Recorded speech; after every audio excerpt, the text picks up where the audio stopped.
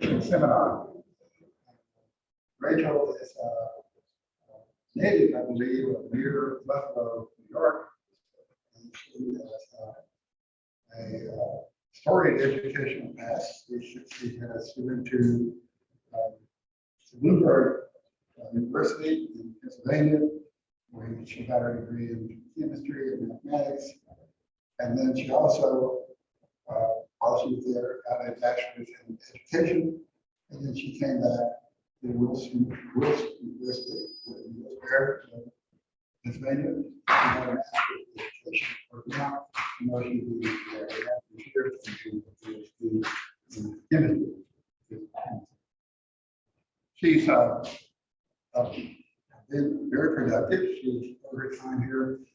She's contributed as either supporting 40-year-olds or in leading roles in 13 papers. Her main effort in the last few years has been on actinide chemistry, meaning uranium and thorium molecules, trying to understand those with various collaborators, especially in Jim. And well, she has, in addition to her science, she also has important background and contributions in helping in teaching. I think she's been a lead teacher in the courses here in the department, and she's done things across the university programs for women. She's done things at high schools, colleges for students. So her educational background shines through. And she's done a lot of other areas in addition to doing electronic casting. There's a lot more I could say, but I think those are the high points. And we look forward to hearing her talk today. A bit long-winded here, but it's up behind me, I think. Information fallout, insights into the electronic structure of bonding of actinides via digitized electron spectroscopy.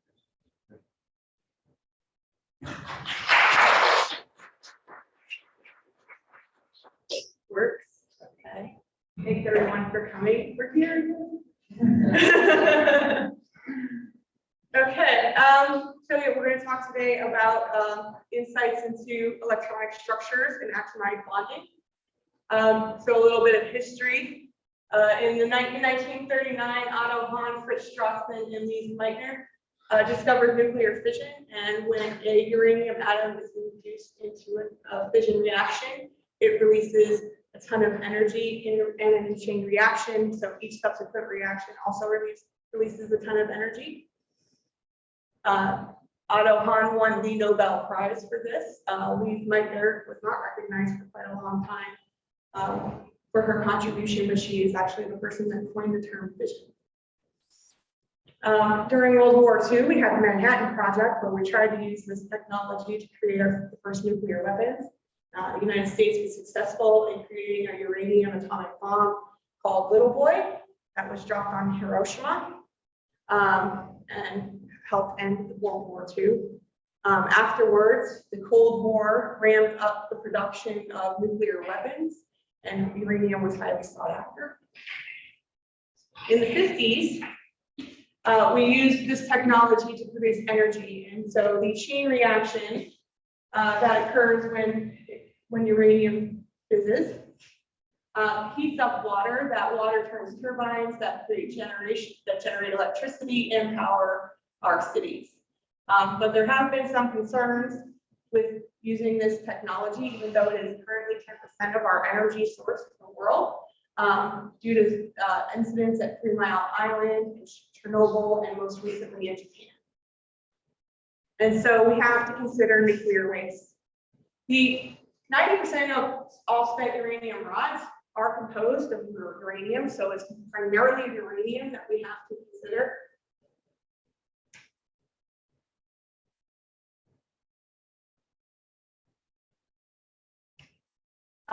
Also, through the years of nuclear testing, we have what is called fallout. And fallout is a plume of byproducts from the nuclear fusion that travel miles and miles from the site and deposit into the environment. And those things can lasts for years and years and years. So it's really important to understand the chemistry of uranium so that not only can we mitigate the waste due to nuclear fallout, we can also recycle the waste that we get from nuclear power plants. It would also be nice if we could create these byproducts so that we're getting something useful out of the whole process.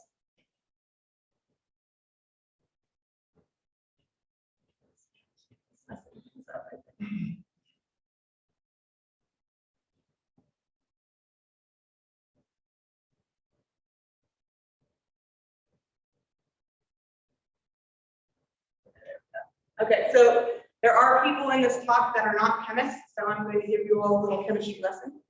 This is an atom of uranium here. In the center of the atom of uranium is the nucleus, and that contains positively charged protons, and there are 92 of them. Around the outside are 92 electrons, and those 92 electrons are negatively charged. Most of those electrons are paired up in closed shells, but there are 6 that are not, and those 6 electrons reside in 3 different orbitals, the 5f, the 6d, and the 7s. Pictures of those are here. And so when we do calculations on uranium, they can become quite complicated for several reasons. One, we have lots of electrons. Okay, those uranium can have multiple oxidation states. It has these f orbitals, which provide a lot of possibilities for electrons to be. There are 3 different kinds of valence orbitals. In addition to that, we have what are called relativistic effects, and in particular, spin orbit coupling. And so in order to create good calculations, we need experimental data to compare. And that's where I come. Okay, so basically, this is a diagram of how anion photoelectron spectroscopy works. The first thing we need to do is create ions. And here's another little mini lesson for you non-chemists. Okay, what is an anion? This is a neutral atom. The atom has 3 positively charged protons, 3 negatively charged electrons. So its overall charge is 0. And the problem with these is that we really can't do anything with them in a vacuum because they have no properties that allow us to move them. However, if we add an extra electron, now we have a negatively charged atom or molecule. And because it's negatively electrically charged, we can manipulate it with electrical forces. So positive charge attracts a negative charge, and negative charge repels a negative charge. And that's how we move these ions through our vacuum system. And we create these ions with many different ways, but the primary way that most of the compounds made in this study was through a laser vaporization source. And so in a laser vaporization source, we have a sample metal rod and a housing, and we translate and rotate that with a motor that goes inside the chamber. This is one that I built. We shoot that rod with a pulse of a laser. That laser creates a gaseous plume of metal. We pulse that gaseous plume through the back with a pulse valve, usually composed of helium. That pushes the ions out towards the skimmer. This is where we use the charge forces to move the beam down into the system. And so once we've created those anions, they travel into here where we have the time of flight extraction plates. And here we're going to create a mass spectrum that looks something like this. Okay, and we create that mass spectrum by taking all of those ions and accelerating them to the same kinetic energy. When they have all the same kinetic energy, heavier atoms move slower than lighter ones. And so as they travel down the tube, they separate. And as they separate, the lighter atoms hit the detector first, and then the heavier ones. And with some calibration, we can determine what these different masses are. Once we've been able to identify what kind of ions we have to pick one to study for photoelectron spectroscopy. And we do that with a mass gate right here. And you can see that the mass spectrum after we use mass gate only has 1 ion present. We then allow that 1 ion to go into what we call the interaction region, which is right here. Okay, and in that interaction region, a laser comes into contact with those atoms or molecules. And so we use a laser light because we know the energy of that laser light, and it's fixed. We apply that laser light energy to the molecule. That energy causes an electron to be ejected. We measure the energy of that electron once it's ejected. And if we know the energy that went in, and we know how much energy the electron has afterwards, we can calculate how much energy it took to remove that electron. That's called the electron binding energy. So once we photo detached that electron, we have to analyze it and figure out how much kinetic energy it has. And we have two methods of doing that. One is called velocity map imaging, where the electrons hit a phosphor screen, and electrons with more kinetic energy diverge further from the center than the ones with less kinetic energy, and then we can turn that into a spectrum. The other way is the magnetic bottle, where we direct the electrons up to a detector. And similar to the kinetic energy principle, this time everything has the same mass, but they have different kinetic energies. And so electrons that hit the detector first have more kinetic energy because they're moving faster than electrons that have less kinetic energy. And when we do that, we get a spectrum that looks like this.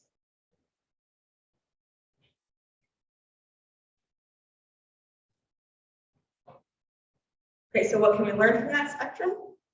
Here we have a potential energy diagram of an anion. That anion is lower in energy than the neutral molecule. So when we take an electron and eject it from its ground state of the anion, it will go up to corresponding electronic state of the neutral. If that is the lowest energy of the neutral, we call that the electron affinity. And if that is the point where the two potential energy diagrams overlap the most, we call that the vertical detachment energy. And we could not only do we get those two, but we also get we can also get various excited states. We can get other electronic states from the photoelectron spectra. And then once they're calculated by theorists, we can compare and see how close their calculations actually match reality. So here are some of the sample studies that I've done. I can't possibly show you everything that we've done. So I call it information fallout because I have too much information to give you. So just simply ablating the uranium rod with the laser vaporization source, we get this mass spectrum, and you can see that we have several uranium clusters ranging from 3 uraniums up to 8. And we took the photoelectron spectrum of those. We don't have calculations on these, but what you can see is that as the number of uraniums increases, the electron binding energy shifts to a higher value. In addition, the peak tends to broaden, which makes a lot of sense because as you add more uraniums, you're going to have more electronic states, and therefore it's going to broaden the peak because you're going to have a lot of electrons ejecting in a lot of different places. In order to get the smaller uranium molecules, we had to modify our laser vaporization source a bit. So this is the modified laser vaporization source. And so we have argon being pulsed underneath the uranium rod. And we have helium gas pulsing along the top, and then it travels into the skimmer in this direction. And when we did that, we actually got these smaller uranium clusters, uranium atom and uranium dimer, that's U2. And so we measured the electron affinity of uranium atom for the first time ever, which is pretty cool because we got to find some information about an element. You don't get to do that very often in your life. So we measured the electron affinity of uranium atom to be 0.309 electron volts. In addition to that, we compared our photoelectron spectra to the electronic levels of uranium atom provided by NIST. And you can see in these blue dots here that they do not correspond to anything that is provided by NIST. And so we believe that those are dark transitions. And the reason that we get dark transitions is because NIST measures these electronic levels using light. If something doesn't emit light, it can't detect it. But because we measure electron energies, we're measuring electrons, we can pick up these dark transitions. So I think that's a very cool result as well. As a result of this study, the couple cluster calculations improved, which is good. And so the next one we moved to was the uranium dimer, using the same setup. What's interesting about uranium dimer is that it's been argued over for about 20 years. So Laura Gagliardi initially said that the U2 molecule has 5 bonds, quintuple bond. About 14 years later, another article came out and said, no, it actually has a triple bond. And so, but there was no experimental evidence for either. So we did that. And when we did that, we combined with calculations, we measured the electron binding energy of U2. And what we found is the anion, the negatively charged ion, has a quadruple bond with a bond order of about 3.7. U2 does actually have a quintuple bond, even though it's very weak because the bond order is only 4.2. We also, once we were done with atoms and clusters of just uranium, we moved on to small molecules. And so the simplest small molecule that you can do is uranium attached to hydrogen. And so we did the photoelectron spectra of uranium hydride, and we also used deuterium. And what we found is that the electron affinity of uranium hydride was 0.462. We also noticed, you can see there's a lot of peaks here. There were a lot of low-lying excited states. And because of that, it is very important to include spin-orbit coupling into calculations when you're assigning low-lying states. We also found that the difference in the electron affinity between uranium atom and uranium hydride, that difference is very similar to the difference that you get with thorium and thorium hydride, which kind of makes sense because the chemistry of thorium and uranium are pretty close, even though they're different number of electrons. We also studied UN, measured the electron affinity to be 1.424 electron volts. We also, the calculation showed that both the neutral, the cation and the anion all involve the 7s orbital, which is this big orange one here. So all electron movement between them, it all occurs there. And we also found that the bonding between uranium and nitrogen in all three is a triple bond. These are just some other ones that we did, but I don't have time to talk about them because I want to get to more complicated ones. But we have UN2 is already published, and we're working on the carbides now. So the last, I don't know, year at least, I've been working with uranium transition metal complexes. These are significantly more complicated because now we're working with transition metals that have a lot more electrons and d orbitals.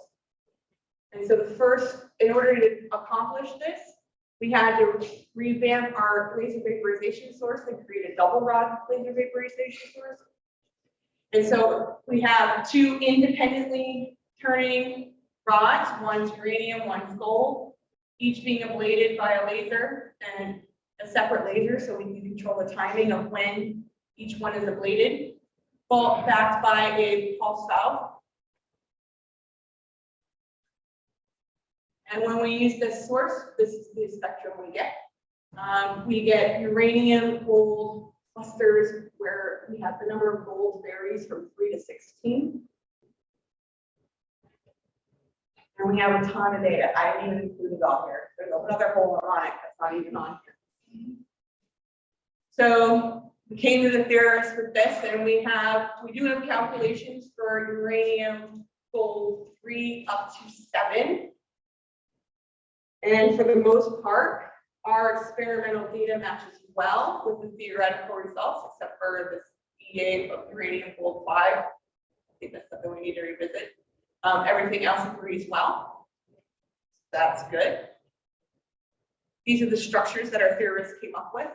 And what I find interesting about this is if you look at the number of gold increases, the interactions between the gold atoms start to appear. And the more gold, the more interactions between those. So we're having gold bonding, and this also introduces things like alpha or sigma aromaticity. Two things I want to point out about all of these calculations that I found particularly interesting is the jump in the HOMO-LUMO gap in uranium gold 4 is quite a significant jump. So that's something interesting that I look forward to talking about more when we get this paper finished. So works. The other one I found interesting was uranium gold 7 and the blocking what it is, but the value for uranium gold 7 anion, the charge on it, when you add an extra electron from uranium gold 7 neutral to uranium gold 7 anion, pretty much the entire charge goes to the uranium atom. And this is the only one where every species in the anion is negatively charged. I thought that was quite interesting. But we have spent a bulk of our time focusing on uranium gold 6. And this is why. Because uranium gold 6 similar, or could be similar, to uranium hexafluoride. Uranium hexafluoride is the most important molecule in nuclear chemistry because it's crucial for the enrichment of uranium. So UF6 is an octahedral molecule. It has a really high electron affinity. It's estimated to be between 4.9 and 5.1 electron volts. However, it's never actually been measured, even though it's been made into an anion and studied via photoelectron spectroscopy, because it was not able to be photodetached. And that's attributed to a low photodetachment cross section. So the value of the electron affinity of UF6 is still unknown. But there's this principle that Rolf Hoffmann got the Nobel for in 1981 that says if two molecular fragments are similar enough, they're similar in shape, symmetry, they have approximately the same energy, and they have the same number of electrons for bonding, that they can be compared to each other. And gold is a good fit for that. Why? Well, gold has the highest electron affinity of all the other elements on the periodic table besides the halogens. It has a fully full D shell with a singly occupied S shell, which means it needs one more electron to have a full shell, just as the halogens do. It's been predicted before by Gagliardi that uranium gold 4 can act as a halogen. And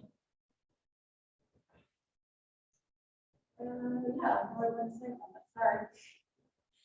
So here are the results of our uranium gold 6 experiment. You can see that the calculations show us that there are 3 isomers of uranium gold 6. So these ones on the top here are the neutrals, and the ones below here are the anions. And the difference in energy between them is very small. So they're essentially isoelectronic. Okay. The one in the center is not quite octahedral, but octahedral-like. In our photoelectron spectra, our electron affinity is quite close to the experimental, and our VDE is as well. But if you notice in the spectra here, we have definitely 2 peaks, perhaps 3 peaks, which may suggest that we have all 3 isomers in our photoelectron spectra. And so when we compare the two, what we can say is that because the electron affinity and the VDE are pretty high, which makes the molecule as a whole a pseudohalogen. And the bonding between uranium and gold is ionic. Other than that, it has three nearly isoenergetic isomers, which UF6 does not have. It's not octahedral in any of those isomers. And we have a lot of coupling between the gold and gold atoms, which also can cause some aromaticity. one of the interesting things that was found is that this ring isomer here has a significant magnetic moment localized on the uranium site. So it's also, it's a side note, but as a side note, that's an interesting thing that may want to be explored a little more. And so one thing that I think that would help this study a little more, and it's underneath my closed captioning. So what if we made uranium gold fluoride clusters? What if we started with uranium gold 6 and then substituted 1 gold for fluorine, and then two golds for fluorine, and then 3 golds for fluorine, and then we could have more of a systematic transition from UF6 to UAU6. I think that would be an interesting future study. The other thing that leads me to believe this is my work on uranium platinum. So after I finished all of my gold experiments, I switched to uranium and platinum, and I was able to create a lot of uranium platinum oxides, way more platinum oxide, uranium platinum oxides than actual just uranium and platinum. But when I took those photoelectron spectra and put them next to each other, so here we have UPT2.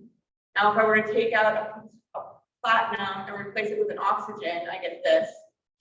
And then if I were then just to compare that to UO2, that's here. This work is not mine, this is Lexington Wong's. But the comparison between UPT2 and UPTO is pretty close. And I'm interested to see what the calculations would say. And I can kind of see that trend as well when it comes to UPTO2 and UPTO, UPTO3 and UPT2O2. So once we start getting calculations for this, I think it would be really interesting to see how well platinum works as a surrogate for oxygen. And so there's a lot left to do. We have a lot of calculations to be done. So these are the results that I have from uranium gold species that involve more than 1 uranium atom. I also have uranium gold oxides. We have uranium platinum compounds, one with just 1 uranium up to 6 uraniums, and several uranium platinum oxide compounds. And so some other thoughts I had for other studies is that obviously we should expand the small molecule studies for uranium compounds beyond nitrogen and carbon. Oxygen's been pretty well studied. What if we did uranium-iridium compounds, because iridium, and see how iridium compares to nitrogen. And then also, part of our other work is maybe looking into that single atom catalysis, because we are making metal oxides with a metal atom on it. So maybe these would work well as single atom catalysts.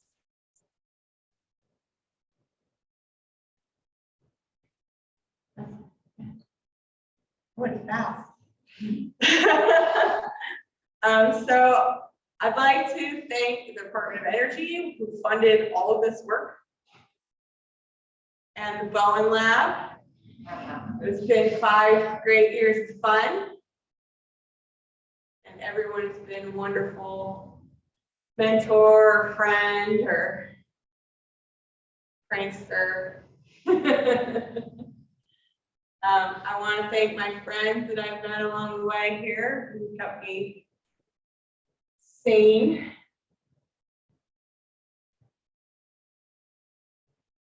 And I want to thank my family, my daughter, of course, for being so patient and spending hours and hours in the lab when she really didn't want to be there.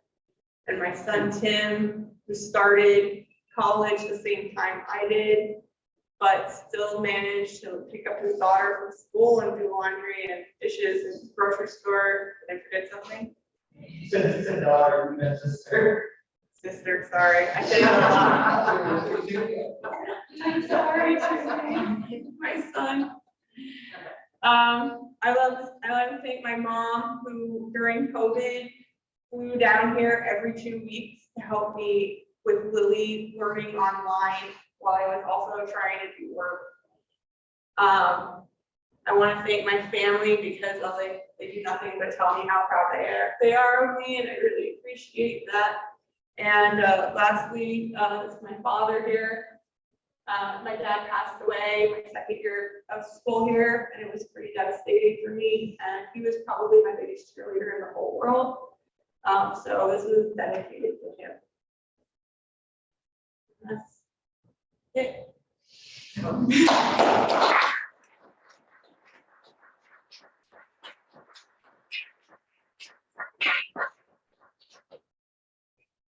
Anybody have questions? They're well organized and presented. Thank So there are two, people don't know, there are 2 marks to this. So the public part, where you're welcome to ask for questions. And then everyone except the committee will be hired, I guess, at 140. 140. Downstairs, and the committee will ask for a few more questions. And we'll be done. Questions?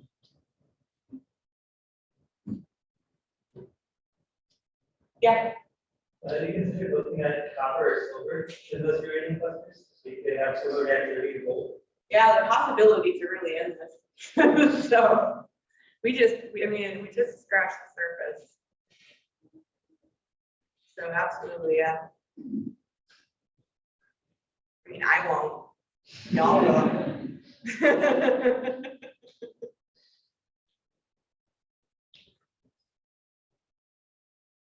Which isotope of uranium do you use?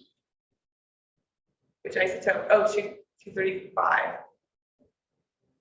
38. The one that's not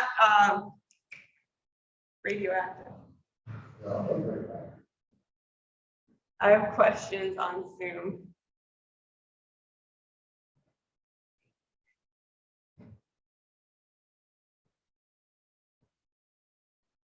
How does the photoelectron spectrum distinguish between 5 bonds versus 4 bonds and U2 neutral? Good question. So it's basically based on the electron affinity and the electronic structure that we get. I don't do the calculations, so they base it. They run the calculations based on having 4 bonds versus 5 bonds, and they compare. Use uranium. So 238. Huh? 238. and our isotopes, you mentioned our isotopes, they're not there. Why they're not? Because we bought a depleted uranium rod. Because we weren't allowed to get it. I don't think we were allowed to get a radioactive one.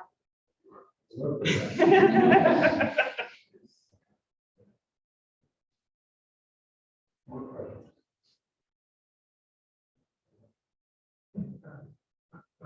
You have to show many numbers to what kind of information you learn. What kind of information that we learned from the experiments?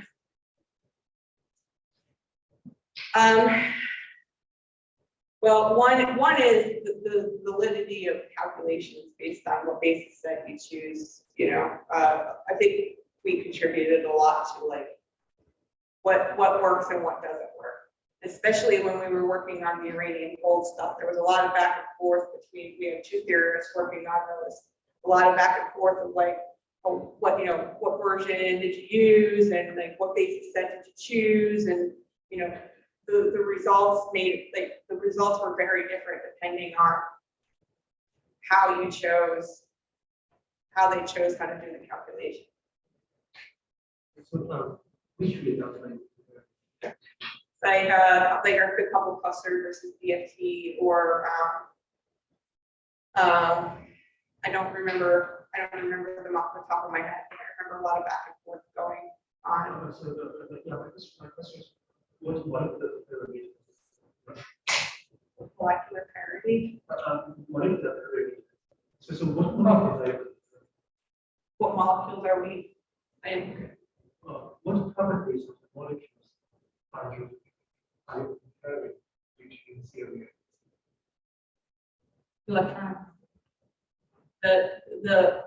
I mean, from an experiment, we get electron affinities and electron binding energies. Those correspond to the electronic transitions within from anion to neutral. So we're looking at the electronic structure of the calculated electronic structure and how that compares to what we get experimentally. And a lot of times, especially with the uranium stuff, it's too complex. Like the theorists can't even give us excited states or much more beyond like the electron affinity and the vertical attachment energy.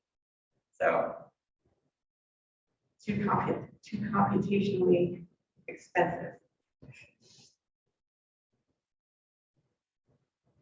You heard anything about the occupancy of the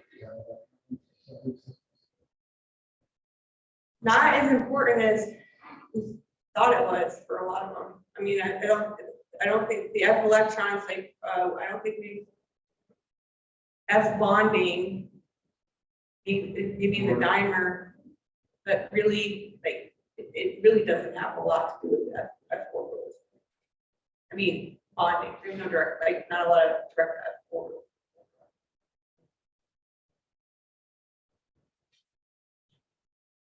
It'd be interesting if it did that. A lot of possibilities. I'm very interested in that you said code about halogen. That what's the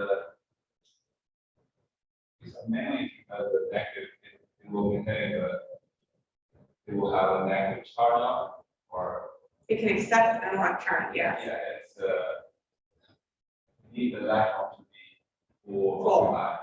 But it can also lose an electron to be fully occupied, right? Because it has an electron in the s orbital. So it can also fill an orbital by losing an electron. And then, so there's also an argument that gold can also be gained as a hydrogen, Yes, of course. right? My question is, there are also other elements that have this oxygen except one electron to be fully occupied. So what makes gold special?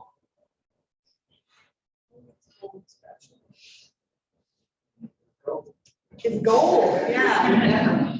I mean, gold is special in itself for a lot of reasons because of its relativistic effects and spin orbit coupling. I mean, that's what causes gold to have the gold color that it has. I mean, it's the only element that has that color. It's because of the spin orbit coupling and relativistic effects.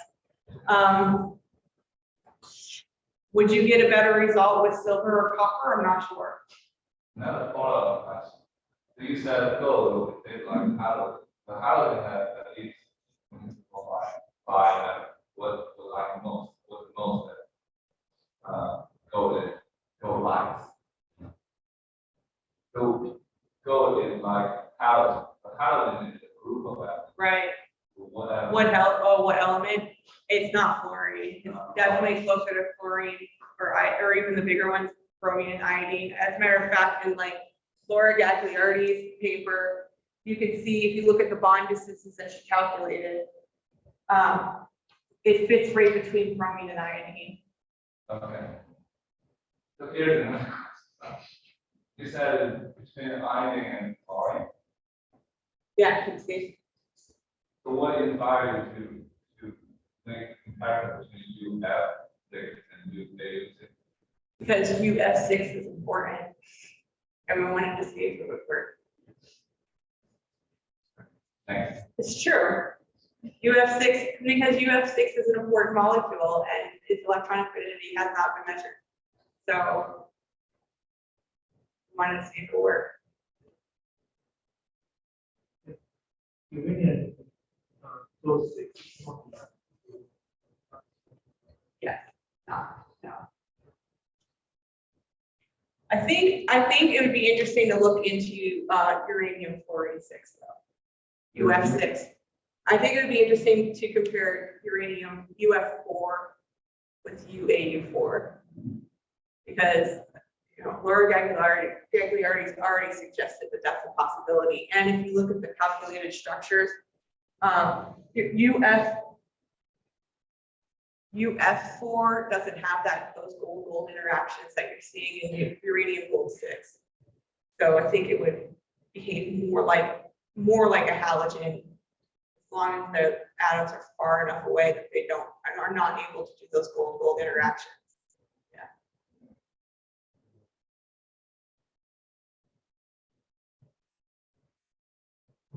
No more questions, public parts. Thank you, Greg, again.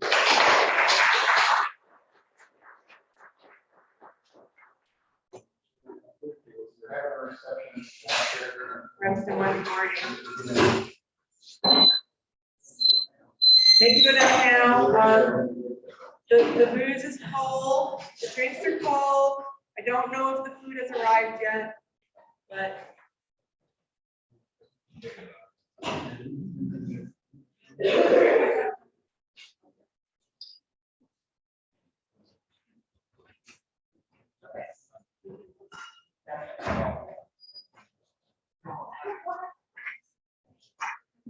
I saw you in Anna Martin. I like how they treat you.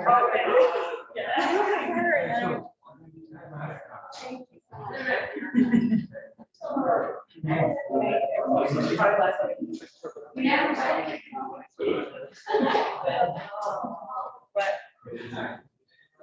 just follow the crowd of people. They don't have patience.